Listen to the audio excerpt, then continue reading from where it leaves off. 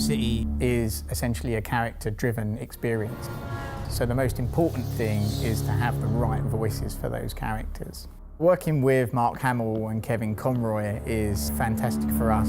Like most people, you know, when you read the comics, these are the voices you hear of Batman and Joker. So yeah, it's very hard to imagine the game without them. Batman isn't just this steely-eyed guy sitting on the rooftop, dropping down, making the odd, quip and then punching people. He's going through hell. You're not safe here. No one is. Kevin would come in and go, "No, I don't think Batman would quite say it like this," or "No, this is how I want to say this line." And we're like, "Okay, cool, awesome, let's go for it." Don't worry about me. You're needed out there. I've been doing the character now for 20 years. The audience knows him as well as I do. They would know in a second if I did something inauthentic, and they'd call me on it. Get out of my way, Quinn. Leave us alone, B-Man! I said move! When you see Mark become the Joker when he's actually in the recording booth and doing these voices, he actually physically kind of twists himself and manifests himself into Joker.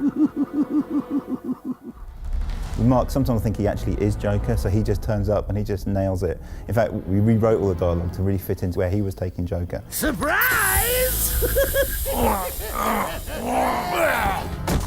You fell for the old sick Joker gag, Batman.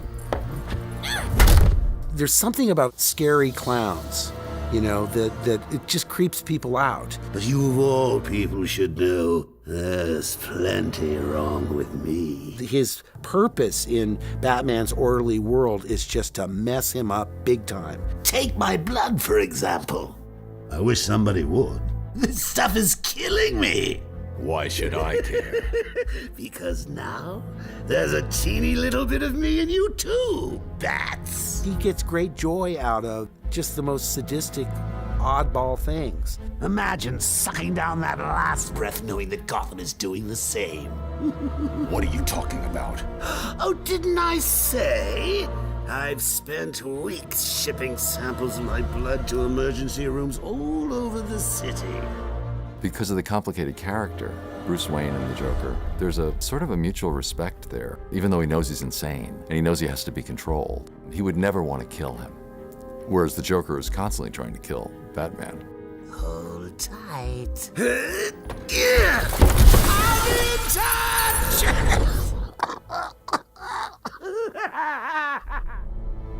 Stana, she came having prepared absolutely everything about Talia. She was a huge fan, as it turns out. Read all the books, read all the comics, and just really understood it right from the get-go.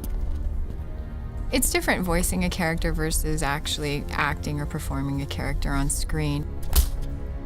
The only tool that you have to access is your voice. How did you find us? I recognized your personal guard. It was just a matter of following her. Please, mistress, he tricked me. Leave! I will deal with you later.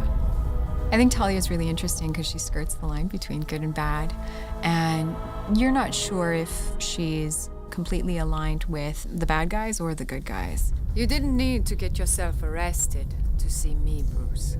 After that night we spent in Metropolis, you could have just called.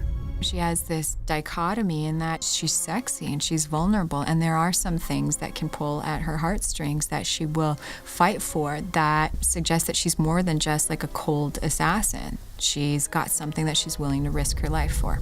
You lied to me. I thought you loved me, Bruce. Authentic voice acting and having this direct link into Hollywood and working with all these great actors, for us, it is the real difference between making a good game and a great game.